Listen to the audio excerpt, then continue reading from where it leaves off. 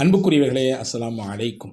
குழந்தை பாக்கியம் என்பது இன்றைய காலகட்டத்தில் ரொம்பவும் பல தம்பதிகள் ஏங்கக்கூடிய, சொல்லப்போனால் மிகப்பெரிய ஆசையோடும் தேட்டத்தோடும் இருக்கக்கூடிய ஒரு விஷயமாக மாறி இருக்கிறது. காலப்போக்கில் திருமணம் முடிந்தால் அடுத்து குழந்தை பேறு, இந்த மாதிரியான ஒரு நிலையைத்தான் நாமும் நம்மை சுற்றி இருக்கக்கூடியவர்களும் எதிர்பார்ப்பார்கள். ஆனால் அது கிடைக்கப்பெறாத ஒரு விஷயமாக இன்றைக்கி கால சூழலில் அது மாறி இருக்குது. நிறைய தம்பதிகளுக்கு நிறைய மக்கள் கேட்கிறார்கள், அதற்கான வழிகாட்டுதல் என்ன, அதற்கான துவாக்கள் என்ன, அதற்கான விஷயங்கள் கொஞ்சம் சொல்லுங்களேன் அப்படின்னு சொல்லிட்டு. அவர்களுக்காக வேண்டி இந்த காணொளியை நான் பதிவு செய்கிறேன். உங்களுக்கு இது பிடித்திருந்தால் பிறரோடு பகிருங்கள். நிச்சயம் யாரோ சிலருக்கு இது மிகப்பெரிய உதவியாக இருக்கும் என்று நான் நம்புகிறேன். 3 முக்கியமான விஷயத்தை இந்த காணொளியிலே நான் தரப்போகிறேன். முதல் விஷயம் என்னென்னா, ஹஜ்ரத் ஜக்கரியா அலைஹிஸ்ஸலாம் அன்னவர்கள் குழந்தைக்காக வேண்டி ஏங்கி தவித்த அந்த முக்கியமான ஒரு நிகழ்வை அல்லாஹ் அல் குர்ஆனிலே இருவேறு இடங்களிலே பதிவு செய்கிறான். சூரா ஆடு இம்ரானிலும் இதை சொல்கிறான், சூரா மரியம் என்ற அத்தியாயத்திலும் அல்லாஹ் சொல்கிறான்.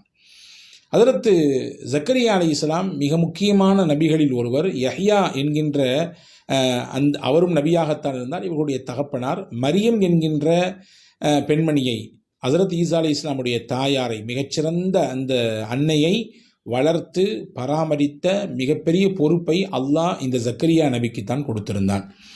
இப்போ ஷார்ட்டாக சொல்கிறேன், ஜக்கரியா நபி வயது முதிர்ந்த காலத்தில் குழந்தை இல்லாமல் இருந்தாங்க. வாரிசு வேணும்னு ஆசைப்பட்டாங்க. தனக்கு ஒரு வாரிசு இல்லாமல் போயிடக்கூடாதுன்னு சொல்லி அவங்க அல்லாட்ட அந்த எண்ணத்தோடு பல நேரங்களில் கேட்டுக்கொண்டே இருந்தார்கள். குறிப்பிட்ட ஒரு சமயம் பாருங்கள், மரியம் அலை இஸ்லாமை பராமரித்து கொண்டிருந்த அந்த காலகட்டத்திலே பைத்துல் முகத்தஸினுடைய மேல் பாகத்தில் வைத்து தான் அவர்களை வரத்து பராமரிச்சுட்டு வந்துட்டு இருந்தாங்க. அந்த நேரத்தில் ஒரு நாள் அங்கே உள்ளே போகும்போது மரியம் அலை இஸ்லாம்கிட்ட நிறைய பழ வர்க்கங்கள் இருந்தது. நிறைய டிஃப்ரெண்டான ஃப்ரூட்ஸ் அங்கே இருந்துச்சு. அப்போ ஜக்கரியா நபி கேட்டாங்களாமா, எங்கேருந்துமா உனக்கு கிடச்சிது அப்படின்னு கேட்ட உடனே, அல்லாஹ் கொடுத்தான் எனக்கு அப்படின்னு சொல்லி மரியம் அலை இஸ்லாம் சொன்னாங்க. உடனே அதாவது ஜக்கரியா அலை இஸ்லாமுக்கு பொறி தட்டியது. காலங்களில், அதாவது சீசன் மாறி கிடைக்கக்கூடிய பழங்கள் யாருடைய உதவியும் இல்லாமல் மரியமுக்கு அல்லாஹ் கொடுக்கிறான் என்றால் நமக்கு காலம் போச்சு, காலம் போன காலம் இது. அதாவது வயது முதிர்ந்த காலம். இந்த நேரத்தில் நமக்கு வாரிசு உண்டுன்னு அல்லாஹ் நான்னா நிச்சயமாக தருவான், அதில் எந்த மாற்று கருத்து இல்லை அப்படின்னு சொல்லி அந்த இடத்துலையே நின்று மரியம் அலை இஸ்லாமுக்கு அல்லாஹ் எந்த அற்புதத்தை யாருடைய உதவி இல்லாமல் கொடுத்தானோ அந்த இடத்துல நின்று அல்லாட்ட கேட்டாங்க, யா அல்லாஹ் எனக்கு ஒரு வாரிசை கொடு, எனக்கு ஒரு வாரிசை கொடு. அந்த வாரிசு இருக்குதே, அது எனக்கும் என்னுடைய யாக்கூபினுடைய சந்ததிகளுக்கும் வாரிசாக இருக்க வேண்டும். உன்னிடத்திலே நல்ல பிள்ளையை கேட்கிறேன், ஒழுக்கமான பிள்ளையை கேட்கிறேன், மனமிக்க பிள்ளையை கேட்கிறேன் என்றெல்லாம் அல்லாஹ்விடத்திலே ஹஜ்ரத் ஜக்கரியா அலைஹிஸ்ஸலாம் துஆ செய்தார்கள் என்பதாக அந்த குர்ஆனுடைய வசனங்களிலே வருகிறது. இங்கே நமக்கு முக்கியமான பாடம் என்னவென்றால், ஜக்கரியா அலைஹிஸ்ஸலாம் அந்த வசனங்களிலே தனக்கு இருக்கக்கூடிய -3 விஷயத்தை கோட் பண்ணி காட்டுறாங்க. முதல் விஷயம் என்னென்னா, எனக்கு வயசாகி போச்சு, என்னுடைய வெளித்தோற்றம், என்னுடைய முடிகள் எல்லாம் வெளுத்து போய் விட்டது, வெளுத்து போய் வெண்மையாகி விட்டுச்சு. அது வயோதிகத்தினுடைய அடையாளம். 2வது சொன்னாங்க, என்னுடைய எலும்புகள் எல்லாம் பலவீனப்பட்டு போச்சு, என்னுடைய உள் உறுப்புகள் எல்லாம் பலவீனப்பட்டு போச்சு. 3வது, என்னுடைய மலடியை ஊரும் உலகமும், என்னுடைய மனைவியை ஊரும் உலகமும் மலடி என்று சொல்லி கொண்டிருக்கிறது, குழந்தை பேருக்கு தகுதி இல்லாதவர் என்று சொல்லி கொண்டிருக்கிறது அப்படின்னு சொல்லிட்டு, இவ்வளவு பலவீனம் இருந்தாலும் உன் மேலே எனக்கு நம்பிக்கை குறையவே இல்லை அப்படின்னு சொன்னாங்க. அல்லாஹ் குர்ஆனில் சொல்கிறான், இன்னி ஹிஃப்துல் மவாலி, மறைஞ்சிருந்து ஒளிஞ்சிருந்து ரகசியமாக அல்லாட்ட கேட்டாங்க. ஏன் ரகசியமாக கேட்டாங்க அல்லாட்ட ஜக்கரியா நபி அப்படின்னு சொன்னால், கொஞ்சம் சத்தமாக கேட்டால் ஊர்லாம் கேலி பேசக்கூடாது இல்லை. காலம் போன காலத்தில் இவருக்கு வாரிசாமா, இப்படி ஒரு ஆசை இவருக்கு இருக்காக்கும், இந்த வயசுலேயே அவருக்கு குழந்தை வரப்போகுது அப்படின்னு சொல்லி ஊரும் உலகமும் அவநம்பிக்கையோடு பேசிடக்கூடாது, கேலி கிண்டல் செஞ்சிடக்கூடாது. அப்படின்றதுக்காக வேண்டி நான் என்னுடைய குரலை தாழ்த்தி ரகசியமான முறையிலே உன்னிடத்திலே கேட்கிறேன் என்று ஹஜ்ரத் ஜக்கரியா அலைஹிஸ்ஸலாம் அல்லாஹ்விடத்திலே கேட்டதை இந்த நிகழ்ச்சி நமக்கு எடுத்து காட்டுகிறது. அதே போன்று வல்ல அல்லாஹ்விடத்திலே எப்படி கேட்டார்கள் பாருங்கள், ரப்பி ஹபிலி மில்லதுன்க துர்ரியத்தன் தையிபா. முதல் விஷயம், குழந்தையை நாடக்கூடியவர்கள் எல்லாம் கவனிக்க வேண்டிய முக்கியமான விஷயம், யா அல்லாஹ் குழந்தையை கொடு, ஆரோக்கியமாக கொடு, அழகாக கொடு, இந்த பிள்ளையை கொடு, அந்த பிள்ளையை கொடுலாம் கேட்கக்கூடாது. ஜக்கரியா அலைஹிஸ்ஸலாம் கேட்ட துவாவை கேட்கணும், ரப்பி ஹபிலி மில்லதுன்க துர்ரியத்தன் தையிபா.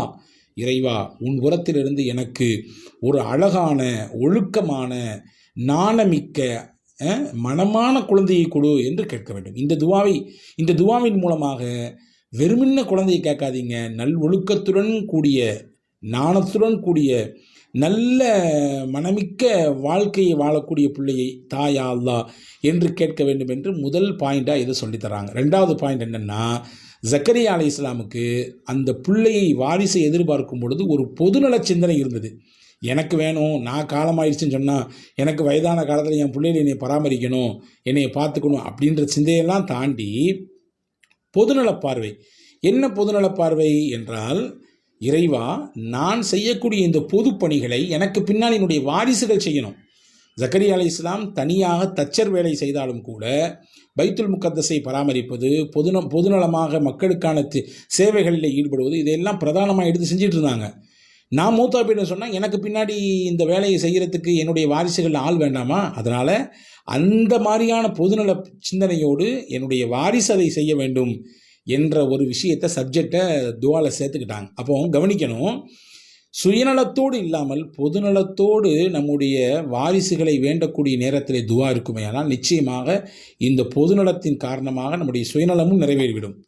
இதையும் அல்லாஹ் தந்துடுறான், நம்முடைய காரியத்தையும் அதை நிறைவேற்றி கொடுத்தான். இது ரெண்டாவது பாயிண்ட்டு. மூணாவது முக்கியமான பாயிண்ட்டு, அல்லாட்ட ஹஸரத் ஜக்கரியா அலைஹிஸ்ஸலாம் வைக்கக்கூடிய துவாவினுடைய மெத்தடை பாருங்கள். எப்படி அல்லாட்ட கேட்குறாங்க பாருங்கள். யா அல்லாஹ், இதுவரை உன்னிடத்திலே நான் நிறைய துவாக்கள் கேட்டிருக்கிறேன், எந்த துவாவையுமே அல்லாகவே நீ எனக்கு ஏற்றுக்காமல் இருந்ததே கிடையாது. என்ன துவா கேட்டால் நீ கொடுத்துருக்க. வலம் அக்கும் பி துஆஇக ரப்பி ஷகியா, உன்னிடத்திலே நான் கேட்ட துவாவிலிருந்து பாக்கியமற்றவனாக நான் ஆகிவிடவே இல்லை. எவ்வளவோ துவாக்கள் கேட்டிருக்கேன், நீ எல்லாத்தையும் கொடுத்துருக்க, எனவே இதையும் கேட்குறேன், இதையும் கொடுத்துரு. அதாவது அல்லாட்ட கேட்கும் பொழுது அந்த மெத்தடை பாருங்கள், எவ்வளோ அழகாக கேட்குறாங்க. யா அல்லாஹ், இதுக்கு முன்னாடி எவ்வளவோ துவாக்கள் கேட்டிருக்கேன், நீ கொடுத்துருக்குற, எனவே இதையும் கேட்குறேன், கொடுத்துரு. ஹாத்தம் தையின்னு சொல்லி மக்காவில் மிகப்பெரிய ஒரு கொடை வள்ளல் இருந்தாராமா. அவர் நிறைய பேருக்கு அள்ளி அள்ளி கொடுப்பார்.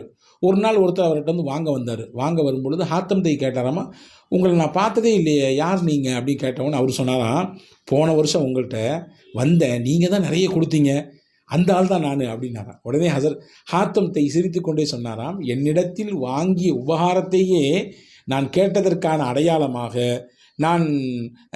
நான் கேட்ட கேள்விக்கான தகுதியாக மாற்றிக்கொண்டவரே, வருக வருக, இந்தாருங்கள் என்று சொல்லி கொடுத்தாங்களாமா.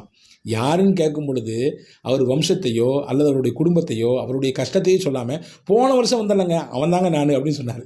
அதே மாதிரி அல்லாட்ட ஒரு கோரிக்கை வைக்கும் பொழுது, யா அல்லாஹ், நான் உன்கிட்ட பல விஷயங்கள் கேட்டிருக்கேன், நீ கொடுத்துருக்க, எனவே இதையும் கொடுத்துரு அப்படின்னு கேட்கறது இருக்கிற இந்த மாதிரி தான். எனவே இந்த 3 பண்புகளும் அல்லாஹ்விடத்தில் நல்ல விதத்திலே துவா செய்ய வேண்டும். ஜக்கரியா அலைஹிஸ்ஸலாம் கேட்டதை மில்லதுன்க துர்ரியதன் தையிபா, இந்த அற்புதமான துவாவை சொல்ல வேண்டும். 2வது பொதுநல பார்வையோடு கேட்க வேண்டும். 3வது அல்லாஹ்விடத்திலே கேட்கக்கூடிய முறை, இறைவா இதற்கு முன்னால் பல விஷயங்களை கேட்டிருக்கிறேன், எனக்கு அதை தரல இதை தரல, அப்படி அங்கே விட்டுட்டேன், இங்கே அப்படி நீ வந்து தராமல் விட்டு அப்படிலாம் புலம்பாமல் நிறைய தந்திருக்க, இதையும் கொடு என்று உரிமையோடு கேட்பது.